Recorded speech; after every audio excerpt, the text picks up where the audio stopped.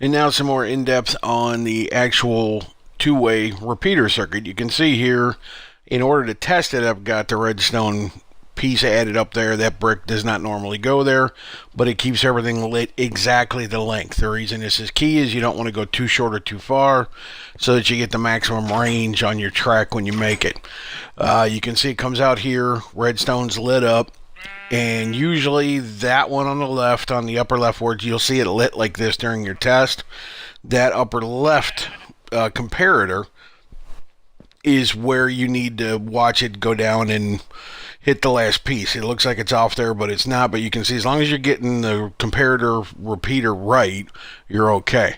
Now see, we're looking at an area here. We noticed where it is. We're going two back from the end of this, and this is hit or miss. I've done it a million times and still not gotten it right once or twice.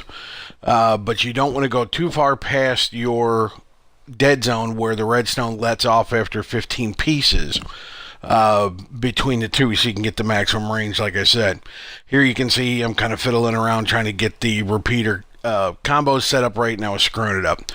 You want to have the comparator first on this side so you can tell that it's right, because you're going to have the two redstone stick portion of it pointed towards you. There's also an icon built on it if you look correctly. I'm doing this in the fantasy skin. You may have something different. When you lay that down, you'll notice it forms kind of a triangle pointing towards the one piece.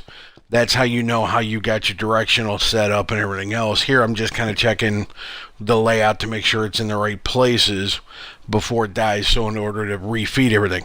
We're putting redstone right here. I couldn't do it because of the hanging vines, got to get rid of them. You're making a loop there.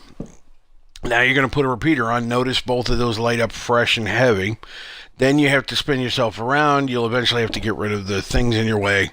I accidentally cut some there. It happens. You can put it back. You're not going to lose anything.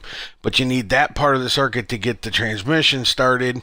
Then over here, the biggest key is having the two repeaters next to each other, but they have to go opposite ways. This is what makes the two-way flow. So you remove the pieces that you have in here, and you're using those to make sure you're in the right place for the guide. Now you're putting the combo the other way. This will not light up because you're testing only from one end. Then you put those two pieces down in order to get this around, because it's basically going in the outbound direction. Notice the both arrowhead kind of setup get you to this point. Here I'm going to show you a quick demo of making sure you have redstone mounted under the track. This technique basically just lets you get it going correctly. So you basically punch a hole, get rid of the track. You need to go down 2 levels underneath, not just one, and then put something underneath that in order to lay it down correctly. And I'm going to fall down in the bottom, and we'll have to fix that one from that point. But it needs to be too deep. There I only got it 1. Here you can see I'm going to put walls around it just to make sure you got zombies roaming around. They'll hit things.